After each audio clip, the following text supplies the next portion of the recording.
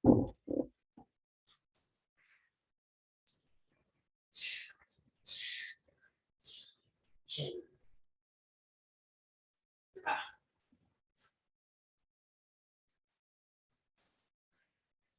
kita mulai ya. Assalamualaikum warahmatullahi wabarakatuh. Waalaikumsalam warahmatullahi wabarakatuh. Selama proses perkuliahan, speakernya nanti dinonaktifkan kecuali nanti untuk saat-saat tertentu Ibu bertanya atau kalian mau bertanya boleh diaktifkan. Kemudian kameranya diaktifkan ya. Jadi selama perkuliahan online dengan Ibu, kameranya diaktifkan dan speakernya dinonaktifkan. Oke, sama Bu Agustina katanya diskusi, cuman Ibu nggak tahu apa yang didiskusikan. Nanti dibilang aja kalau materi yang sudah dijelaskan itu sudah pernah dijelaskan oleh Ibu Agustina ya. Sama Ibu Agustina menghitung kelayakan atau hanya presentasi saja? Belum Bu, hanya presentasi. Hanya presentasi, oh ini layak atau tidak, komoditi ini layak atau tidak gitu ya. Nah mungkin sama Ibu kita kuliah nanti ada hitung-hitungannya, menghitung kelayakan ya. Yang ada laptop boleh dibawa, kita bisa nanti menggunakan Excel, tapi untuk awal-awal ini kita materi sedikit ya, pengenalan apa itu kelayakan usaha ya. Nah kelayakan usaha ini mata kuliah penting ya, terutama untuk tanaman tahunan. Sebenarnya lebih luas lagi kelayakan usaha itu, tidak hanya untuk tanaman tahunan, tapi juga untuk komoditi lainnya, atau bahkan proyek-proyek lainnya. Proyek itu banyak ya, proyek pemerintah, ya, kemudian proyek jalan tol misalnya, atau proyek-proyek lainnya. Ya, itu harus dihitung kelayakan usaha atau kelayakan bisnisnya. Ya. Nah, tapi untuk mata kuliah ini dikhususkan untuk komoditi tanaman tahunan. Buku, ya, buku kalian bisa menggunakan buku Kadaria, ya Kadaria dan kawan-kawan dari UI, ya, kemudian bisa menggunakan Gray, ya, Simanjuntak dan lain-lain, Husnan. Dan terakhir itu Gitinger. Kemudian banyak juga buku kelayakan usaha yang lain. Cuman kalau mau yang lengkap ya ada contohnya proyek-proyek pertanian itu di Gitinger. Gitinger ini sudah ada terjemahannya ya. Tebal bukunya. Tulisan kecil-kecil tapi dia ada contoh atau aplikasi pada proyek-proyek atau usaha pertanian. Kriteria penilaian ya seperti biasa ada kuis, tugas, UTS dan UAS. Nah, ujian akhir semester sama Ibu ujian akhir semester dan tugas mungkin nanti. Ini materi ya, materi. Ya ini materi Bu yang kuning ini ya. Harusnya di akhir ya. Nanti ada tentang studi kelayakan usaha agribisnis, pengenalan atau pendahuluan. Kemudian ada siklus proyek ya, proyek. Kemudian ada time value of money. Kita belajar nilai waktu uang, ya misalnya uang 10.000 sekarang berbeda dengan uang 10.000 yang akan datang, ya. Misalnya pada saat Ibu masih SD dulu uang jajan Ibu 100 rupiah, ya. Bahkan ada yang 50 rupiah. Nah 100 rupiah, 50 rupiah itu sudah banyak sekali dapat jajanan, ya. Berbeda dengan saat ini 100 rupiah bahkan tidak bisa membeli apa-apa. Ya, kadang warung-warung kecil itu tidak mau menerima uang receh yang 100 rupiah. Ya katanya nggak berlaku lagi. Ya kecuali di Indomaret, Alfamart masih dia ada hitungan uang receh. Ya karena ada perubahan nilai dari uang tersebut. Ya. Misalnya harga lahan juga, harga lahan mungkin dulu 2 juta dapat. Ya 2 juta misalnya satu kapling. Ya tapi kalau sekarang sudah 60 juta. Ya, nah begitupun juga apalagi untuk tanaman tahunan itu yang kita tanam sekarang, tapi penerimaan hasil yang kita terima itu bukan tahun ini juga, ya bisa berapa tahun yang akan datang. Misalnya karet, kita menanam karet tahun ini, ya kita baru bisa mendapatkan hasil, ya, mendapatkan uang itu 5-6 tahun yang akan datang. Jadi kita betul-betul harus mempunyai perencanaan yang matang, ya. Perencanaan yang matang yang salah satunya kita melakukan analisis kelayakan usaha ini. Jangan sampai kita membuang-buang waktu, membuang-buang uang, apalagi untuk tanaman tahunan itu membutuhkan modal yang besar, ya. Jadi harus direncanakan dengan baik, ya. Apalagi kalau kalian berencana, ya, untuk membuka usaha, terutama komoditi tanaman tahunan. Jadi harus diperhatikan benar, ya, menghitung kelayakan usahanya. Nanti di sini kita juga memasukkan nilai waktu uang, ya, karena biaya kita keluarkan tahun ini, hasil kita dapatkan 5-6 tahun yang akan datang. Jadi bagaimana cara menghitung keuntungannya? Tidak bisa langsung dikurangkan, ya, karena beda nilai uang sekarang dengan uang yang 5 tahun yang akan datang. Kemudian kita belajar aspek-aspek, dan terakhir itu penilaian kriteria investasi. Ya, salah satunya aspek keuangan, nanti kita belajar hitung-hitungan di sini.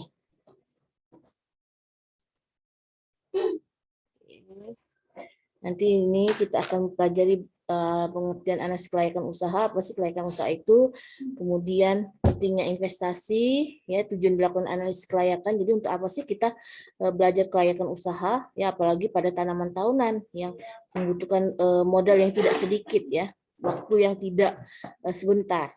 Ya. Kemudian proses tentang analisis kelayakan usaha, dan terakhir itu lembaga-lembaga yang memerlukan analisis kelayakan. Nah, sebelum kita masuk ke kelayakan, ada yang tahu apa itu yang dimaksud dengan tanaman tahunan? Atau bisa tidak kalian memberikan contoh tanaman tahunan? Mungkin sudah dipelajari ya sama Agustina. Apa sih tanaman tahunan itu? Apa yang dimaksud? Ya, silakan. Tanaman tahunan adalah tanaman yang umur tanamannya itu lebih dari 1 tahun, Bu. Contohnya itu kelapa sawit, karet, kalau HTI, eukaliptus, dan akasia. Iya.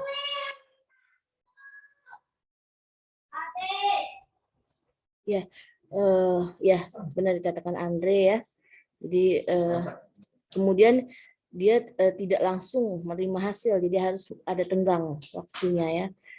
Contohnya tadi kelapa sawit itu 4-5 tahun baru bisa mendapatkan uang, ya. Iya, ya. Cuci tangan dulu. Ya, di sini kita lihat, ya, tanaman tahunan, ya. Tanaman tahunan atau tanaman menahun dikenal juga dengan perennial, ya. Kita ulang sebentar, ya. Tanaman tahunan adalah jenis tanaman yang masa hidupnya sepanjang tahun dan dapat dipanen sepanjang tahun pula. Ya, jadi sepanjang tahun kita bisa panen kelapa sawit, tadi contoh dari Andrea. Jadi sepanjang tahun selama kurang lebih 25 tahun, misalnya karet juga 25 tahun. Nah, kopi itu lebih lama lagi, ya, bertahun-tahun, ya, 40 tahun lebih. Nah, terus buah-buahan, duku misalnya, ya, khas Sumatera Selatan, duku itu bisa lama sekali, ya, kita memanennya. Kemudian di sisi lain, tanaman jenis ini tidak dapat bereproduksi secara langsung setelah dipanen.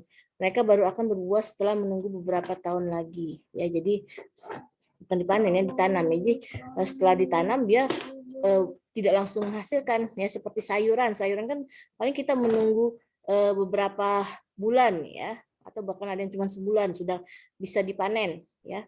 Nah, berbeda dengan tanaman tahun, kita harus nunggu beberapa tahun baru bisa panen, ya. Pada umumnya, jenis tanaman tahunan ini adalah jenis tanaman perkebunan. Ya, tanaman perkebunan yang memiliki ciri kayu keras dan hanya dapat panen sepanjang tahun tergantung dengan musim buah tanaman tersebut. Itu untuk buah-buahan, ya. Jadi tergantung musim, ya, buah-buahan, duku, durian, rambutan. Bahkan kalau musimnya tidak sesuai, rambutan misalnya, ya, kadang dia tidak berbuah, ya. Hujannya terlalu deras, ya, dia tidak bisa berbuah, atau terlalu kering juga, terlalu kering, duku tidak berbuah misalnya, ya. Itu sangat tergantung dengan musim juga, ya. Macam tanaman tahunan ini buah-buahan, rempah-rempah, ya, cengkeh, kemudian ada tanaman industri tadi kayu misalnya, ya. Nah, ini contohnya cengkeh, coklat, coklat ada di Muara Enim sudah ada, ya. Jambu mete. jambu metin, daerah timur kalau di sini agak jarang ya. Kina, karet, ya, pala. Lalu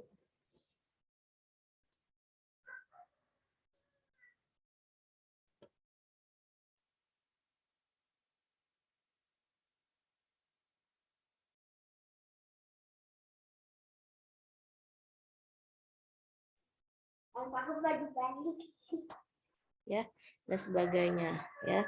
Contoh tanaman yang dapat dimanfaatkan kayunya. Jadi tanaman-tanaman itu ada yang bisa dimanfaatkan kayunya ya, misalnya jati, ya, sengon, mahoni, ya. Kemudian dimanfaatkan buahnya itu buah-buahan, ya, dimanfaatkan getahnya ada karet, ada kayu putih, ada pinus dan sebagainya. Ini contoh dari tanaman tahunan.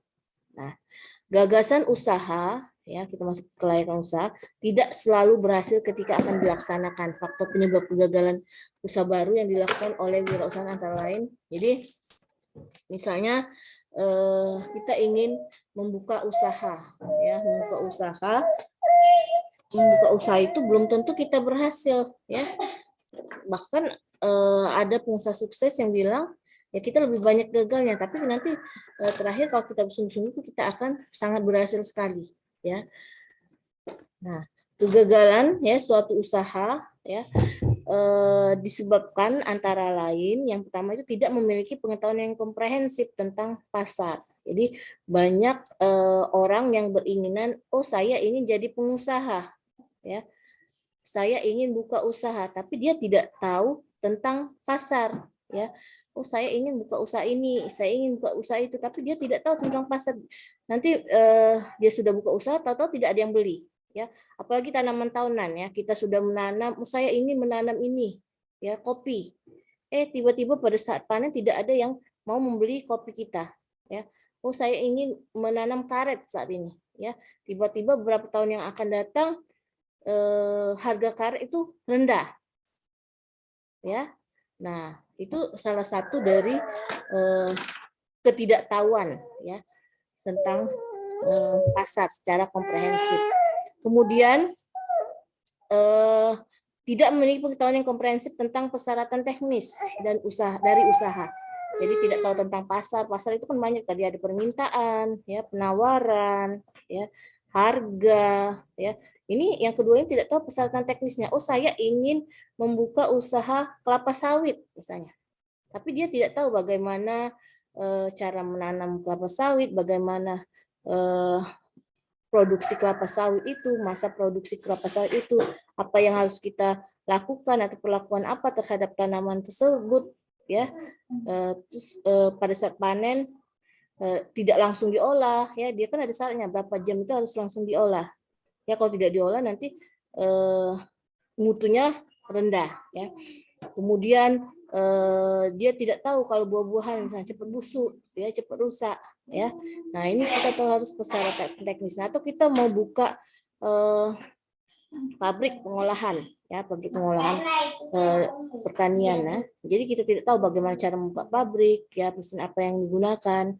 Kemudian kegagalan usaha itu disebabkan oleh tidak memiliki pengetahuan tentang finansial, aspek finansial. Ini finansial banyak sekali, dan mulai dari modal juga kita mau pinjam atau kita mau modal sendiri, ya.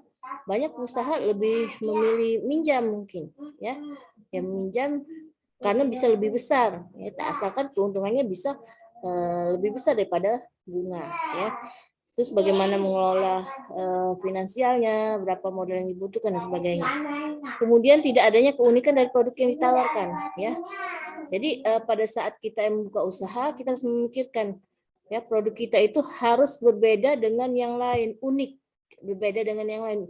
Kalau bisa satu-satunya di dunia ini, ya. Karena apa? Karena kalau dia unik, permintaan terhadap produk tersebut akan tinggi, ya. Jadi kalau kita ikut-ikutan, hanya sekedar ikut-ikutan, ya, keuntungan atau penjualan kita itu tidak akan terlalu besar, ya. Kalau produk kita unik, permintaan, nanti penjualan kita itu akan besar. Kemudian yang kelima itu gagal, ya biasanya pengusaha itu gagal karena kurang pemahaman tentang aspek-aspek hukum yang terkait dengan usaha. Nah, dari faktor-faktor inilah yang menyebabkan gagalnya suatu usaha yang dilakukan seseorang atau calon pengusaha. Nah, makanya diperlukan suatu analisis kelayakan usaha. Nah, jadi analisis kelayakan usaha ini mencakup semua ini, ya. Dia ada analisis tentang pasar, analisis tentang teknisnya, misalnya teknis budidaya, atau misalnya tentang pabrik, ya produksi pabrik, untuk tentang finansial, kemudian ada tentang produknya, ya, dan terakhir ada hukum, kemudian ada juga yang sudah memasukkan tentang aspek dampak terhadap lingkungan, ya. Makanya berangkat dari faktor-faktor kegagalan inilah, ya, diperlukan suatu analisis kelayakan usaha atau kelayakan bisnis. Nah, di sini suatu kegiatan yang mempelajari secara mendalam tentang suatu usaha atau bisnis yang dijalankan dalam rangka menentukan layak atau tidaknya usaha tersebut. Ya, jadi pengertian kelayakan, analisis kelayakan usaha itu suatu kegiatan yang mempelajari secara mendalam. Ya, mempelajari secara mendalam artinya apa? Meneliti secara sungguh-sungguh data dan informasi, selanjutnya diukur, dihitung, dan dianalisis dengan menggunakan metode tertentu. Jadi mempelajari secara mendalam. Misalnya tadi mempelajari pasar, ya. Pasar itu kita salah satu mempelajari permintaan, ya, permintaan, ya. Itu benar-benar dianalisis, ya. Kan ada keinginan, ada kebutuhan, dan ada permintaan. Keinginan dan kebutuhan itu beda, ya. Keinginan itu saya ingin, ya. Saya ingin mobil mewah, saya ingin rumah mewah. Tapi belum tentu itu kebutuhan saya. Ya, kebutuhan saya mungkin hanya motor saja, ya, atau rumah biasa, ya. Itu kebutuhan. Nah, terus permintaan, ya.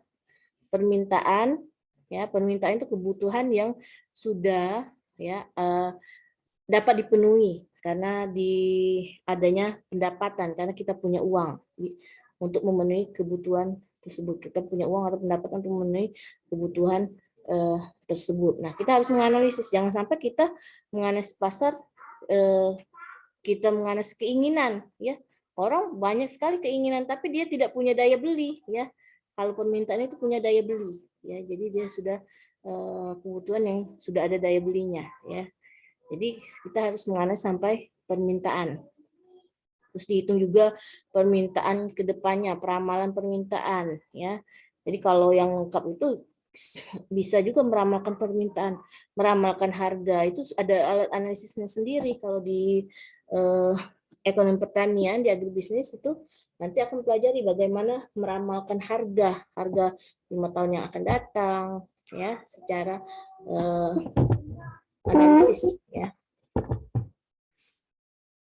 Kemudian, ya, pelajaran yang dalam secara produksi teknisnya juga produksi, misalnya kita ingin budidaya kopi, budidaya karet atau sawit. Jadi ya kita harus mendalam juga, walaupun kita bukan dari agronomi, ya, kita harus tahu juga bagaimana cara menanam, ya, berapa pupuk yang dibutuhkan. Kalau kita tahu berapa pupuk yang dibutuhkannya, kita tahu berapa biaya yang harus kita keluarkan, atau bibit yang diperlukan, ya. Terus bibit apa sih yang cocok untuk lahan yang akan kita tanam, ya. Jadi kita ada analisis lahan juga.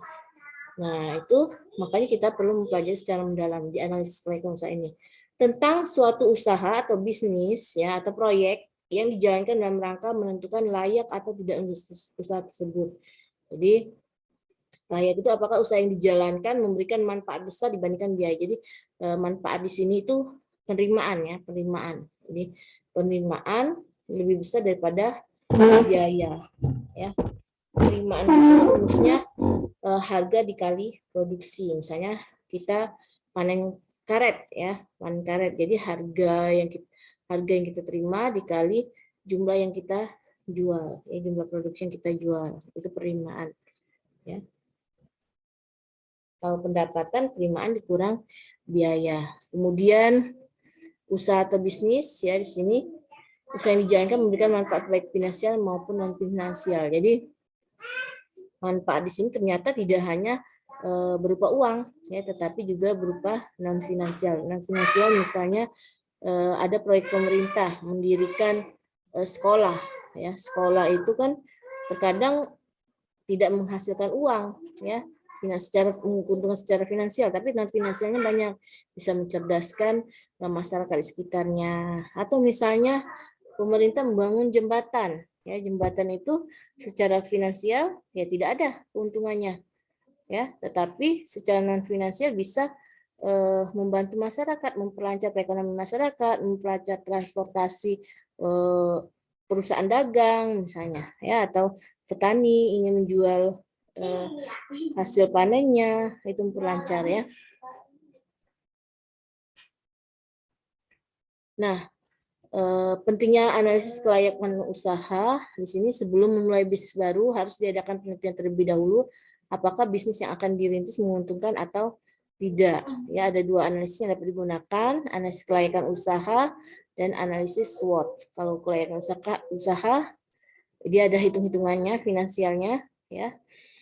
SWOT itu kekuatan ya, kelemahan itu secara internal, kemudian peluang dan ancaman secara eksternal. Jadi ada dua analisis yang kita lakukan ya, tapi nanti di mata kuliah ini kita fokus dulu di kelayakan usahanya. Tujuannya ya, kenapa sih ya kita menganalisis kelayakan usaha? Yang pertama itu menghindari resiko kerugian ya, pasti ya menghindari resiko. Tapi setiap bisnis itu ada resikonya ya. Semakin besar modal yang kita keluarkan, semakin besar resiko yang kemungkinan akan kita terima ya. Nah, untuk itulah kita perlu melakukan analisis kelayakan usaha untuk memperkecil resiko yang akan kita terima. Apalagi untuk tanaman tahunan ya, tanaman tahunan itu membutuhkan modal yang tidak sedikit. Kemudian itu memudahkan perencanaan ya, perencanaan misalnya kita ingin menanam apa, kita tahu kan perencanaan berapa bibit yang harus kita beli, berapa jumlah tenaga kerja yang kita butuhkan, ya berapa pupuk yang kita butuhkan, ya berapa dosisnya, kemudian pupuk apa saja, ya. Kemudian kalau pabrik pengolahan, ya berapa besar luas bangunan pabriknya, ya apa saja mesin-mesin yang harus ada, ya dan sebagainya. Yang ketiga, tujuan analisis kelayakan usaha itu untuk memudahkan pelaksanaan pekerjaan, ya.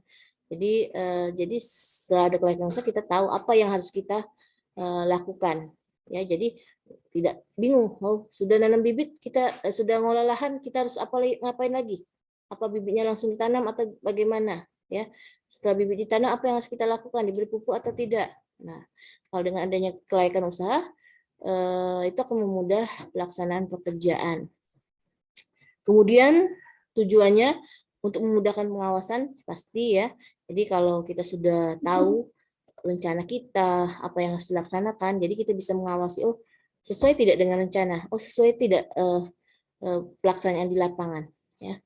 Kemudian memudahkan pengendalian sampai sama pengawasan dan pengendalian. Ya.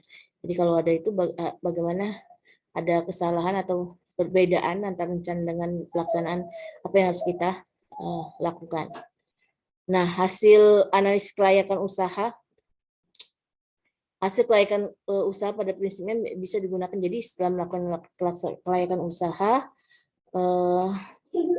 hasilnya ya bisa digunakan untuk merintis usaha baru, mengembangkan usaha yang sudah ada, atau memilih usaha atau investasi yang paling menguntungkan. Jadi kelayakan usaha ini tidak hanya untuk usaha yang baru kita akan buka, tapi juga untuk mengembangkan usaha yang ada. Misalnya kita mengembangkan kelapa sawit tadinya hanya 10 hektar, kita kembangkan menjadi 100 hektar, ya, atau tadinya hanya di on farm saja, ya budidaya saja, mungkin masuk ke pasca panennya kita buka pabrik pengolahan. Nah, atau untuk memilih jenis usaha, misalnya ada 2 jenis usaha, apa kita harus memilih A atau usaha B. Nah, itu bisa kita gunakan analisis kelayakan usaha. Nah, adapun ya pihak yang memerlukan dan berkepentingan dengan analisis kelayakan usaha itu ada pihak perusahaan ya atau calon pengusaha, wirausaha ya, kemudian ada investor ini orang yang menanamkan modal, dan ketiga itu ada masyarakat dan pemerintah. Jadi ketiga pihak inilah, pihak utama inilah yang membutuhkan analisis kelayakan usaha. Oke, ada pertanyaan sampai sini dulu? Ada pertanyaan? Masih hadir di tempat? Masih, Bu. Oke. Ibu. Ada yang berencana mau buka usaha atau sudah ada yang punya usaha di sini? Ada yang sudah punya usaha di sini? Kan banyak mahasiswa sekarang dia masih kuliah tapi dia sudah punya usaha ya. Ada yang sudah punya usaha di sini?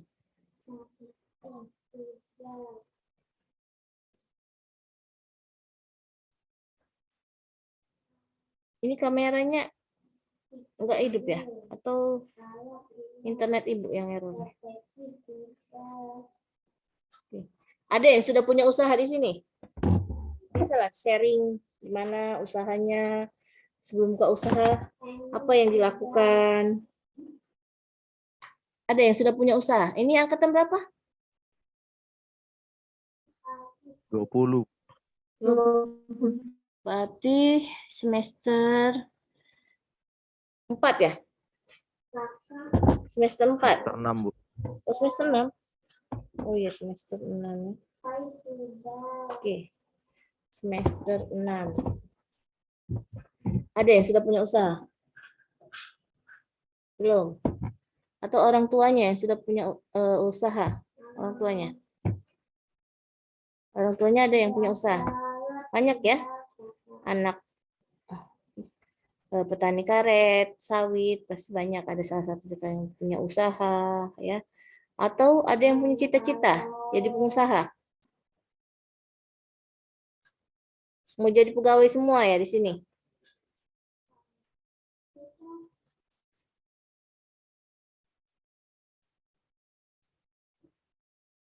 Coba ibu sekalian kenalan. Sipa,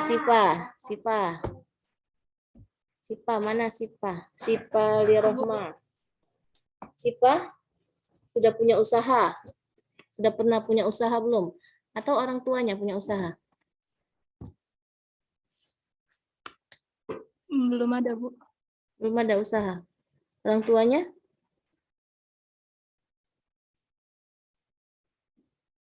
Kalau orang tua ini usaha spare part, Bu. Oh, spare part. Spare part apa? Kendaraan? Iya, Bu. Nah, spare part. Sudah lama? Udah, Bu. Ya, nah, pernah tidak bertanya, oh, apa sih yang dilakukan sebelum buka usaha? Ya, kenapa sih dulu memilih ide membuka usaha spare part? Kan banyak usaha-usaha yang lain. Kenapa dia memilih ide untuk menjual spare part? Pernah tidak Tisipa bertanya? Enggak pernah, Bu. Nggak pernah. Ya, nanti ditanya ya. Kenapa sih membuka usaha spare part ya? Tanya nanti ya. Apakah kan petani, kalau petani itu banyak misalnya alasannya karena turun temurun ya. Nenek saya dari kakek nenek dulu menanam karet misalnya. Jadi saya menanam karet juga, bisa juga itu alasannya ya. Kemudian spare part itu untungnya banyak, besar. Jadi buka usaha spare part ya. Kemudian sebelum buka usaha apa sih yang dilakukan? Pernah nggak orang tuanya menganalisis pasar? Oh, banyak nggak yang beli? Kira-kira banyak nggak yang beli spare part saya? Ya, kemudian lokasinya cocok tidak? Lokasi lokasi atau toko atau warungnya, tempat usahanya ya. Kemudian bagaimana teknisnya ya spare part, misalnya dari besi itu bagaimana supaya awet atau bagaimana cara merawatnya ya. dan sebagainya. Jadi bisa ditanyakan seperti itu. Ya, Sipa. Ya, siapa tahu nanti Sipa jadi pengusaha juga ya. Kenapa Iya, Sipa Bu. terpikir masuk ke pertanian? Bukan ke teknik misalnya, mesin atau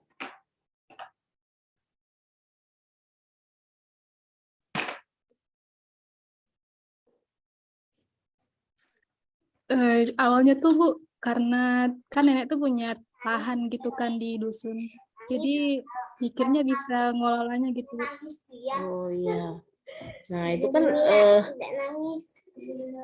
berharap ya jadi pengusaha ya, pengusaha di bidang pertanian. Lahannya sudah ada ya, bagaimana mengolah lahan nanti kan di kelayakan kita bisa lihat, oh saya mau nanam apa. Nah, dari mau nanam apa itu kan kita harus memikirkan ya, apakah kita ingin menanam tanaman tahunan atau kita ingin menanam sayuran ya, atau menanam padi ya. Di situ kita harus merencanakannya. Kalau bisa tadi unik tanaman kita ya, yang belum banyak, misalnya apa yang belum banyak di Sumatera Selatan bisa kita tanam ya. Terus cocok atau tidak, misalnya kita Sumatera Selatan masih sedikit tanaman hias ya, tapi kira-kira cocok tidak kalau ditanam di sini. Kalau di Pagarala mungkin cocok, dingin tempatnya ya. Kalau di sini kira-kira cocok tidak misalnya tanaman hias ya, atau kita ingin menanam karet ya, tapi lahan yang kita punya itu lahan rawa misalnya ya, kira-kira cocok tidak karet ditanam di lahan rawa ya. Jadi harus kita pikirkan benar-benar, apalagi untuk tanaman itu bukan seperti mesin ya. Kalau kita perlakuannya A, hasilnya A misalnya. Kalau tanaman kan banyak, bisa tergantung lahan ya, tergantung musim ya. Bisa saja kita sudah baik beli bibit unggul, pupuknya sesuai dosis, tiba-tiba kemarau panjang ya. Itu perlu juga kita pikirkan. Itu salah satu risiko dari suatu usaha pertanian.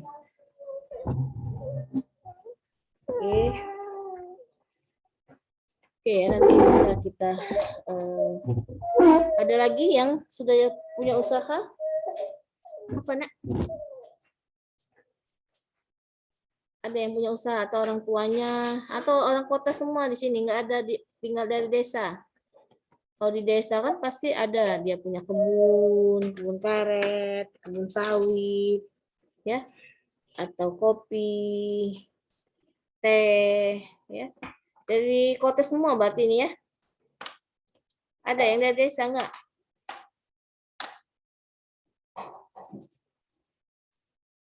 Ini kameranya aktif apa enggak ya?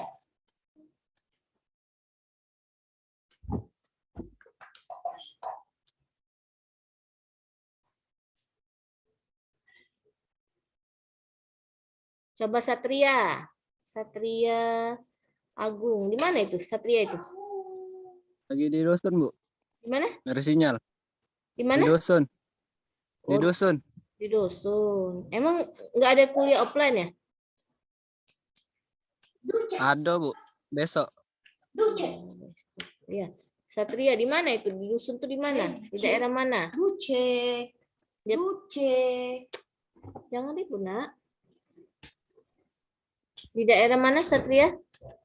Sungai Rotan, Sungai Rotan. Oh, Sungai Rotan. Ya. Yang ini Satria. Sungai Rotan banyak karet ya? Hah? Karet ya? Nah, Juga. apa? Sawit juga, Bu. Banyak, Bu. Oh, sawit ya. Nah. Anak toke sawit apa? Satria. Tidak, Bu. Tidak, Bu. Iya, pokoknya misalnya orang tuanya punya usaha ya, ada lahan yang belum lahan tidur misalnya belum terpakai misalnya, belum dimanfaatkan ya. Satria bisa mengembangkan usaha nanti di situ ya. Kalau menanam sawit boleh direncanakan ya, lakukan sekelayakan usaha ya. Apalagi lahannya itu luas ya. Kalau untuk tanam tahunan itu dia efisien itu minimal 2 hektar ya. Jarang misalnya kurang dari 1 hektar ya. Kalau untuk tanam tahun itu minimal 2 hektar, ya, dia baru efisien. Ya. Apalagi kalau misalnya dia penduduk asli, kalau penduduk asli biasanya banyak lahan-lahannya. Ya walaupun sekarang kadang sudah terbagi, ya warisan terbagi untuk anaknya 5 dibagi 5, ya tapi biasanya banyak kalau asli daerah situ ya banyak mendapatkan lahan. Perlu dilakukan analisis kelayakan usaha, ya. Jadi kelayakan usaha nanti apa yang harus dilakukan, ya tanaman apa yang ditanam, ya, dan sebagainya. Oke, nanti kita lanjut lagi ya.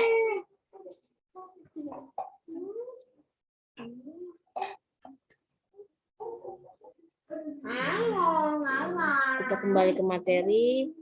Nanti kita tanya-tanya lagi, saling sekalian perkenalan ya. Ini manfaatnya. Nah, ini proses ya. Proses dan tahap analisis kelayakan usaha. Jadi analisis kelayakan usaha tadi suatu kegiatan, ya, suatu kegiatan mempelajari secara mendalam, ya, layak atau tidaknya suatu usaha. Ya. Nah, apa sih yang harus dilakukan di analisis kelayakan usaha? Ya. Analisis kelayakan usaha dapat dilakukan melalui langkah berikut. Yang pertama, tahap penemuan ide atau perumusan gagasan, ya. Yang kedua itu tahap memformulasikan tujuan usaha. Jadi kita harus ada ide, oh saya ingin jadi pengusaha, ya, tapi kalau ditanya usaha apa mau dibuka, ya nggak tahu, ya. Oh saya mau nanam bisnis di bidang pertanian, misalnya di budidaya anpam, emang mau nanam apa, nggak tahu. Nah, jadi yang pertama kita lakukan itu harus menemukan ide. Ide itu dimulai saja dari misalnya produk yang unik. Ya kalau untuk pengolahan bisa produk yang unik. Ya kalau misalnya jual makanan, kita harus cari produk yang unik. Banyak sekarang makanannya yang unik-unik, yang baru-baru. Ya kalau nanam juga misalnya gunakan bibit unggul. Ya. Yuk, jangan mancing yuk. Yang itu yuk. Dua, itu memformulasikan tujuan usaha.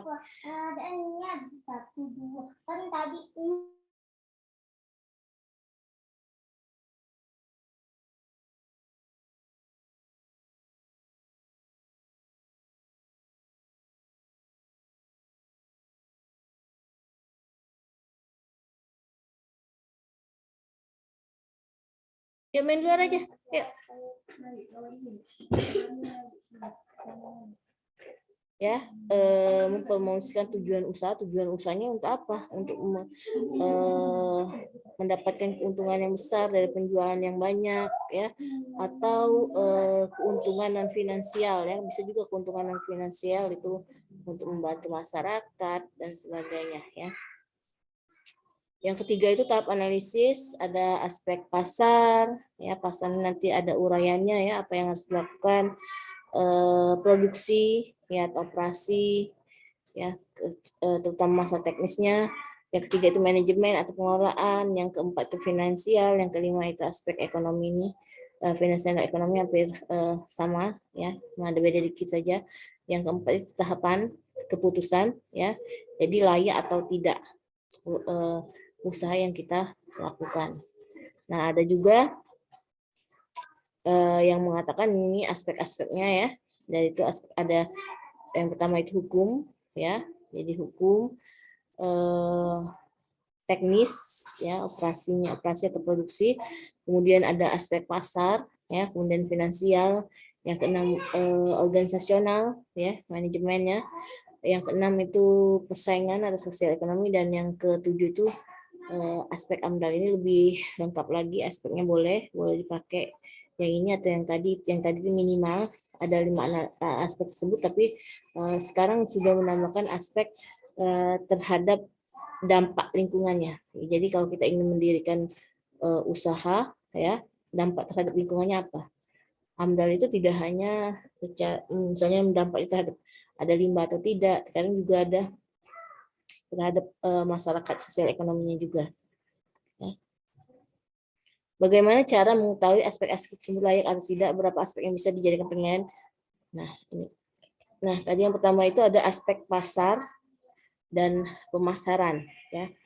Untuk menganalisis aspek pemasaran, seseorang pengusaha terlebih dahulu melakukan penelitian pemasaran dengan menggunakan sistem informasi pemasaran. Nah, ini yang harus, ya, komponen yang harus dianalisis. Yang pertama itu kebutuhan dan keinginan konsumen.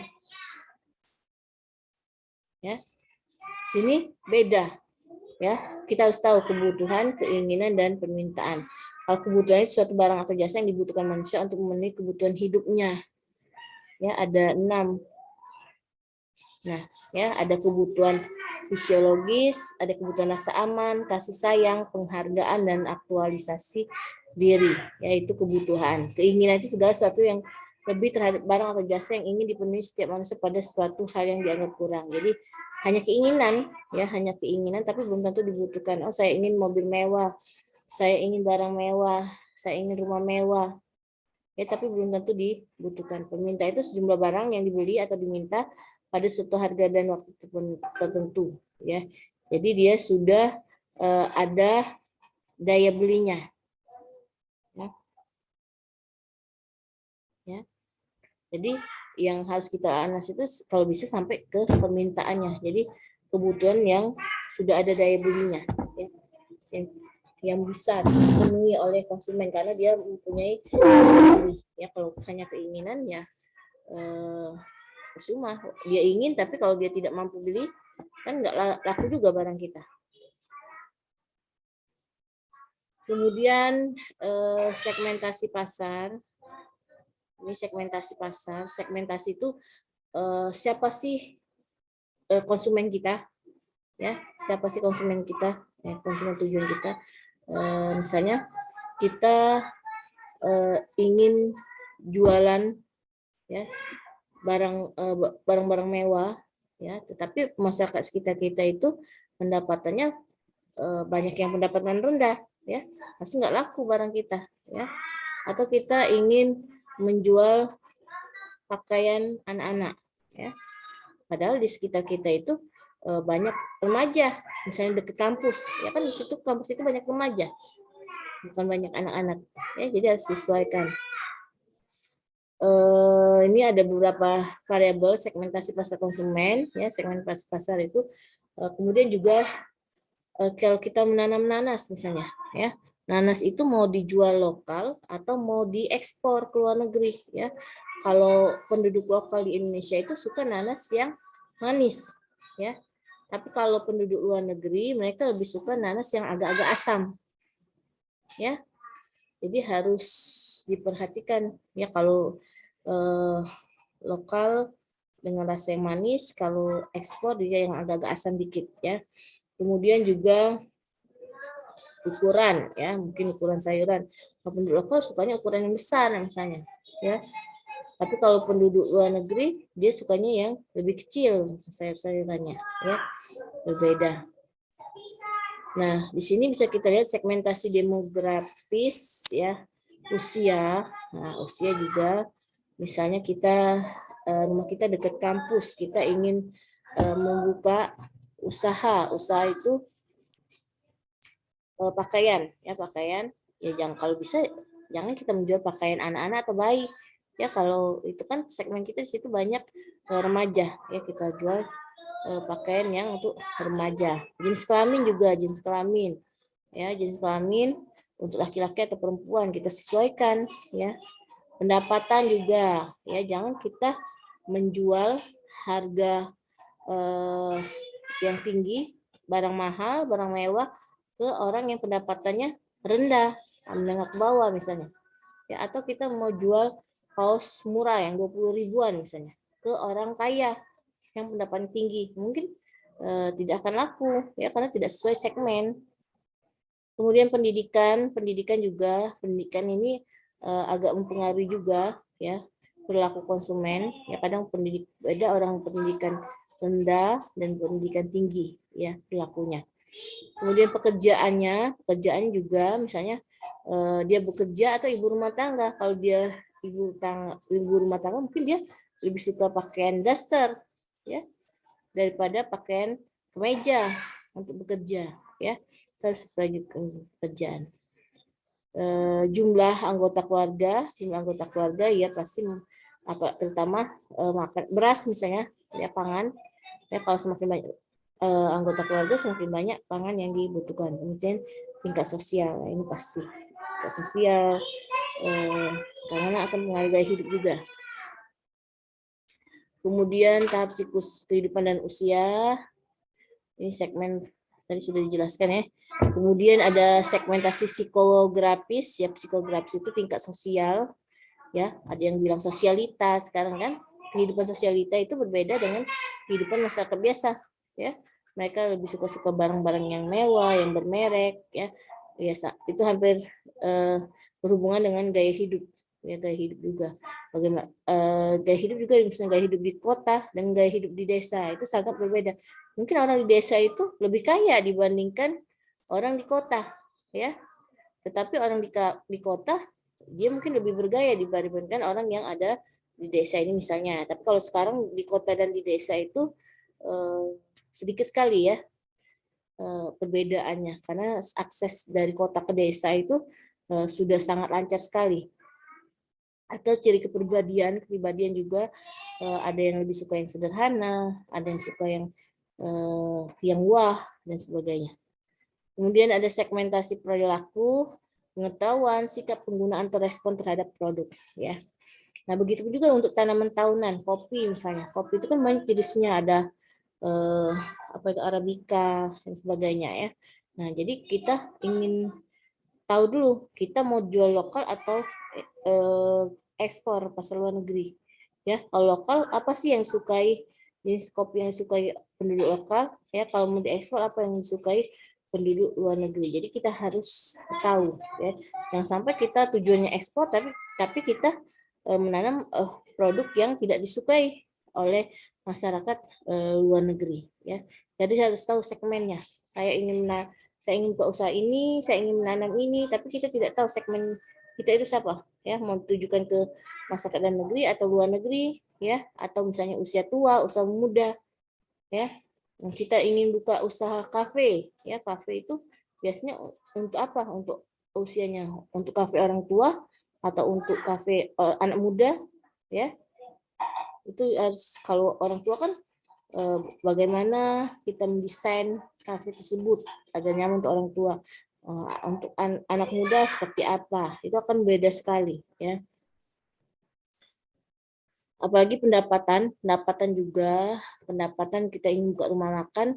Nah, segmen kita ini siapa sih? Masyarakat menengah ke bawah atau menengah ke atas, ya. Kalau menengah ke bawah, yang penting murah, banyak, ya. Kalau menengah ke atas, yang penting dia bisa bergaya, ya. Desainnya seperti apa, ya. Kita bisa menjual makanan lebih mahal, ya. Jadi harus disesuaikan kalau kita misalnya membuka rumah makan, ya. Atau misalnya pekerjaan, dia mahasiswa atau karyawan, ya. Kalau kita membuka rumah makan, kalau untuk mahasiswa kan yang penting dia banyak, kenyang, ya. Kadang tidak diperhatikan enak atau tidak, yang penting dia perutnya berisi, ya, banyak dan murah. Ya, berbeda dengan karyawan. Bisa karyawan itu datang ke sana cuma untuk ngobrol-ngobrol saja, cuma untuk beli kopi. Ya, jadi dia harus menciptakan suasana yang nyaman di rumah makan tersebut. Ya, jadi harus tahu segmen kita. Ya, untuk tanaman tahunan juga seperti apa hal kita harus tahu, ya. Kemudian aspek pasar yang harus diperhatikan itu masa hidup produk misalnya ada produk sini ada.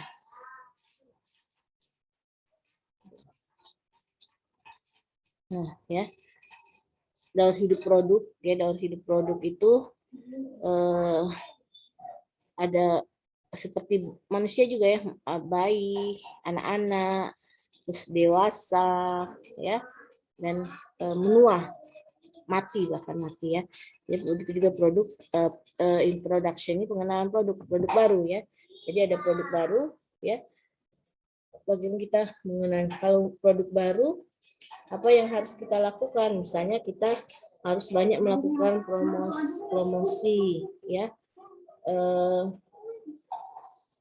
harganya kita kasih murah ya atau didiskon ya. Kemudian produk tersebut mulai tumbuh, mulai dikenal orang ya. Apa yang harus kita lakukan? Kita memperluas tempat distribusi kita ya. Kalau sudah dewasa, sudah mapan, produk tersebut sudah banyak dikenal orang ya. Jadi kita kurangi semua promosinya, harga yang diskon kurang. Jadi kita tinggal menikmati hasil saja ya.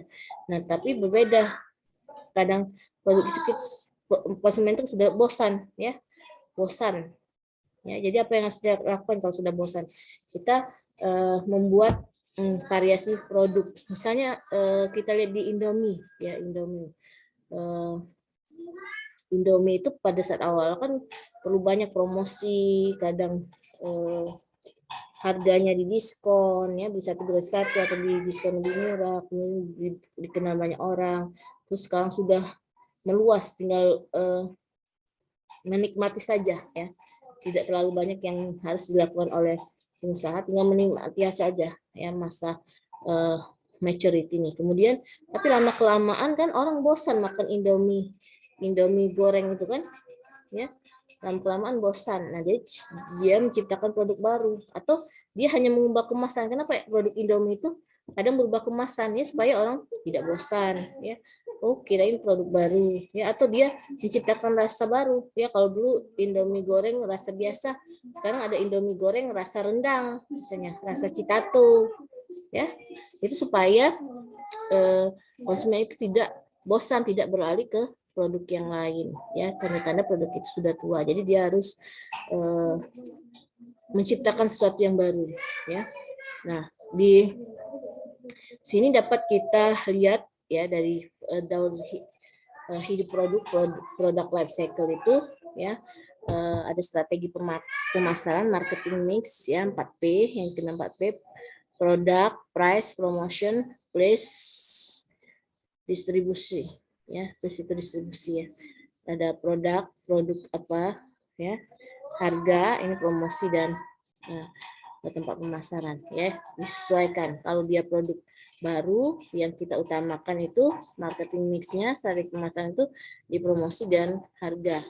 Kalau dia baru tumbuh ya kita perluas place-nya, tempat pemasaran. Kalau dia sudah produknya sudah tua, konsumen sudah agak bosan, kita produknya ya, strategi produknya kita ubah.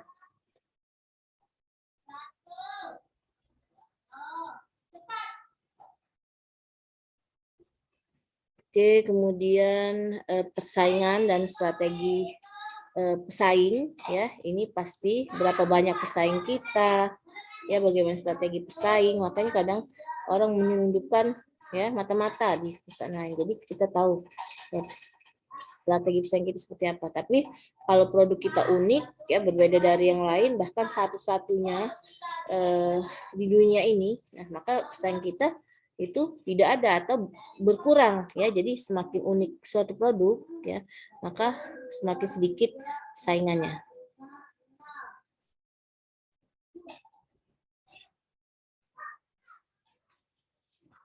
Oke.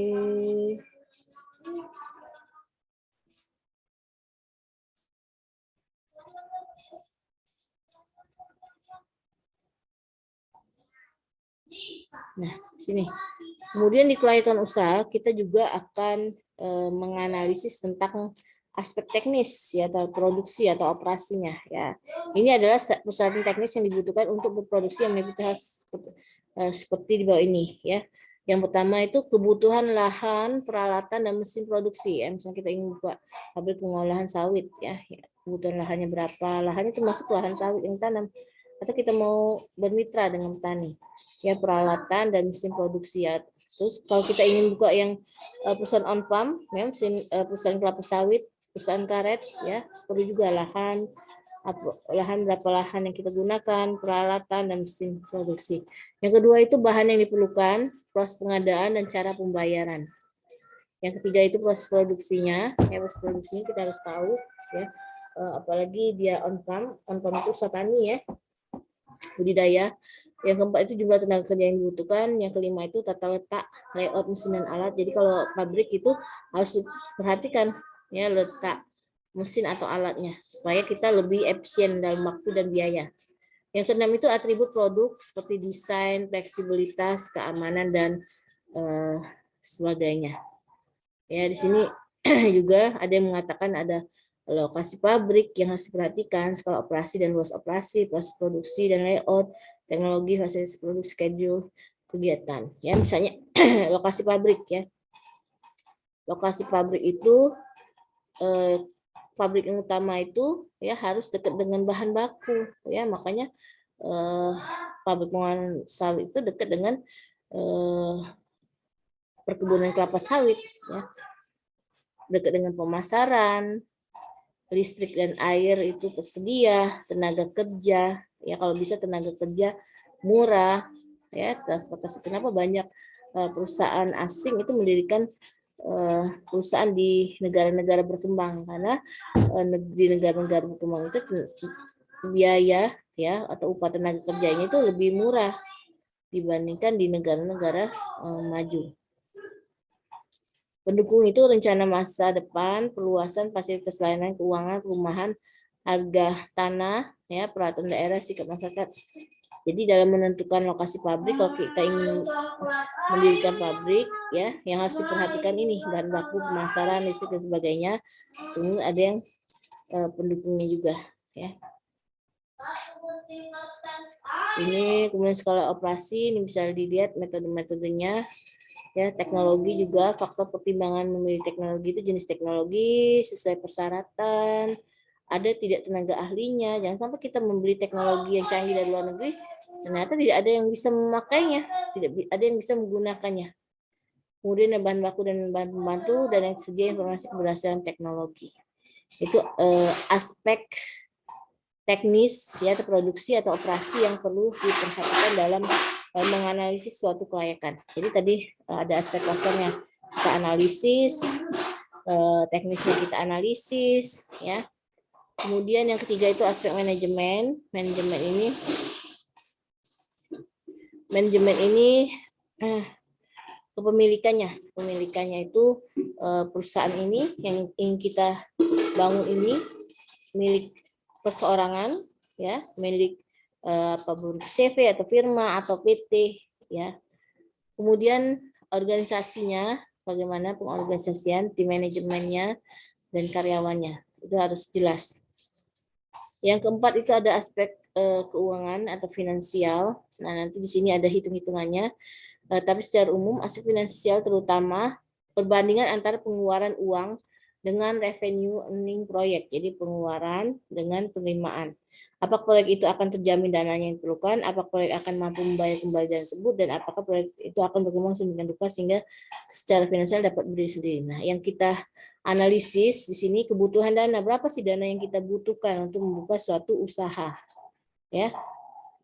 Kemudian sumber dananya, sumber dana itu dana pribadi milik kita sendiri, ya, atau milik orang lain, atau kita pinjam di bank, ya, atau kita buka investasi, ya. Yang ketiga itu proyeksi laba rugi, ya, kita menghitung berapa sih laba rugi yang akan kita terima. Yang pas di sini kita memperhitungkan juga time value of money, ya, karena untuk tanam tahunan. Yang keempat itu aliran kas, ya, aliran kas. Jadi cash outflow dan cash inflow. Jadi kas masuk dan kas keluar.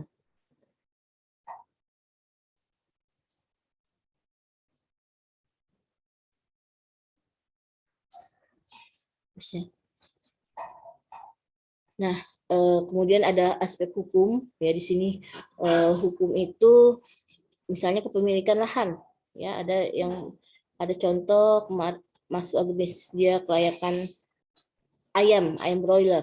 Jadi hukumnya itu kepemilikan lahannya, ya, kepemilikan lahan itu misalnya ada sertifikat atau tidak, ya. Terus izin usaha, ya, izin usaha itu harus ada izin atau tidak, ya. Kalau ada izin bagaimana cara mengurusnya, ya. Kemudian ada juga aspek dampak lingkungan ini luas, ya. bagaimana sih dampaknya terhadap lingkungan, terutama masalah limbah ya sekarang. Limbah ya, seperti kita ingin mendirikan peternakan itu kan ada syaratnya, harus berapa meter dari pemukiman penduduk ya. Ya beda dengan peternakan rakyat. Kalau peternakan rakyat kan kadang di mana-mana ya, kadang sapi dibiarkan saja berkeliaran, ayam berkeliaran. Tapi kalau untuk perusahaan besar ya tidak boleh sembarangan memelihara sapi, memelihara ayam. Dia harus ada jaraknya antara peternakan tersebut dengan pemukiman, karena menimbulkan kotoran juga, limbah juga kan peternakan tersebut. Tapi limbah tersebut bisa diolah juga oleh masyarakat untuk dijadikan pupuk misalnya ya. Jadi kita secara komprehensif, secara menyeluruh ya, bagaimana kita menganalisis kelayakan ini. Nah, ini tipsnya dalam melakukan analisis kelayakan bisnis atau usaha ya. Yang pertama itu kelengkapan dan keakuratan data dan informasi. Jadi data yang kita punya itu harus lengkap, harus akurat ya. Jangan sampai asal-asalan ya. Yang kedua itu tenaga ahli dalam tim analisis kelayakan, ini perlu sekali. Yang ketiga itu penentuan metode dan alat ukur yang tepat. Nanti dalamnya ada metode, salah satu metode perhitungan ya secara finansial. Yang keempat itu loyalitas tim analisis kelayakan. Nah, tapi kelayakan usaha ini ya bisa saja gagal ya. Yang pertama itu data dan informasi tidak lengkap. Jadi kelayakan kita bilang layak, karena di lapangannya tidak layak ya. Bisa saja karena data yang informasi yang tidak lengkap. Yang kedua itu tidak teliti ya. Yang ketiga itu salah perhitungan. Keempat pelaksanaan pekerjaan salah. Kondisi lingkungan bisa saja kayak tadi faktor iklim ya atau cuaca ya. Yang atau misalnya ada keributan dengan, ada masalah dengan masyarakat ya, itu juga salah satu penyebab kegagalan. Jadi perencanaan kita sudah matang, kelayakan usaha kita sudah benar ya, tetapi mungkin saja di lapangan ada masalah dengan penduduk pribumi ya, penduduk sekitarnya ya, ada sengketa misalnya. Yang terakhir itu unsur kesengajaan. Kesengajaan ini sengaja dianalisis supaya tidak layak atau layak ya. Oke, mungkin sedikit saja pendahuluan tentang kelayakan ya. Kenapa sih kita perlu melakukan kelayakan, terutama untuk tanaman tahunan ya, karena tanaman tahunan itu pertama membutuhkan modal yang ya tidak sedikit ya. Kemudian perbedaan adanya gestation period ya, perbedaan waktu, pengeluaran biaya dengan penerimaan hasil yang kita tanam. Misalnya kita mengeluarkan biaya tahun ini ya, misalnya untuk tanam karet 5 atau 6 tahun yang akan datang baru mendapatkan uang, baru mendapatkan hasil ya. Jadi itu membutuhkan waktu yang lama ya. Jadi kita harus benar-benar merencanakan dengan baik ya, salah satunya dengan melakukan analisis kelayakan usaha ini. Nah, di dalam analisis kelayakan usaha ada beberapa aspek yang harus kita analisis. Ada pasar, ya, teknis produksi, manajemen, ya, finansial, ekonomi. Ada juga yang menambahkan hukum, ya, dan analisis AMDAL. Nah, ini benar-benar kita analisis. Misalnya di pasar itu apa sih yang harus kita analisis, ya? Kita harus bisa menganalisis ini keinginan atau kebutuhan atau permintaan konsumen ya. Kalau hanya sebatas keinginannya, kita buka usaha yang tidak terjual karena konsumen itu tidak punya daya beli ya, tidak sanggup beli. Terus segmennya juga, segmen siapa sih yang kita tuju, kita ingin buka usaha, segmen kita harus tentukan segmen kita. Segmen misalnya dari pendapatan menengah ke atas atau menengah ke bawah ya. Kalau menengah ke atas mereka lebih suka-suka barang yang bermutu ya, berkualitas baik walaupun harganya agak lebih mahal. Tapi kalau berbeda dengan menengah ke bawah, kalau menengah ke bawah yang penting dia murah atau dia banyak kalau makanan ya, itu harus benar-benar diperhatikan ya. Apalagi misalnya mendirikan rumah makan itu segmen kita itu siapa, menengah ke bawah atau menengah ke atas. Kalau menengah ke bawah dengan harga murah ya, dengan harga murah banyak. Kalau menengah ke atas mungkin bisa kita menjual mahal, tapi mungkin desain rumah makannya itu seperti apa, yang bagus ya, makanannya yang enak. Nah, jadi harus jelas segmen kita. Kita menanam juga buah-buahan. Buah-buahan itu segmen kita siapa? Ya, masyarakat lokal atau masyarakat luar negeri? Ya, kalau masyarakat lokal apa sih yang diinginkan oleh masyarakat lokal?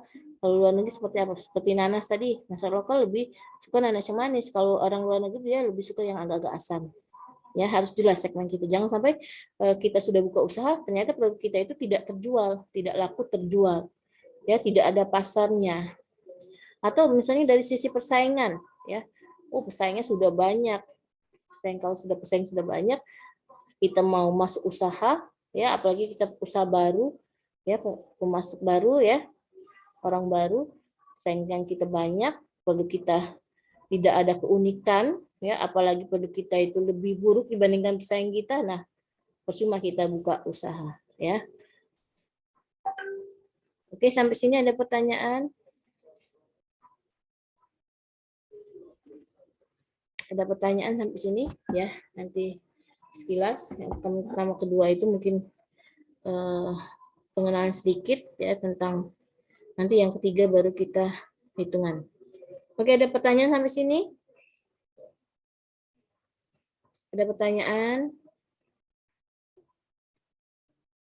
Ya. Ada pertanyaan? Kalau tidak ada pertanyaan, ya kita akhiri dulu ya sampai sini ya. Tentang materi hari ini, ke pengertian kelayakan usaha dan aspek-aspek yang akan dianalisis di kelayakan usaha. Oke, kalau tidak ada pertanyaan,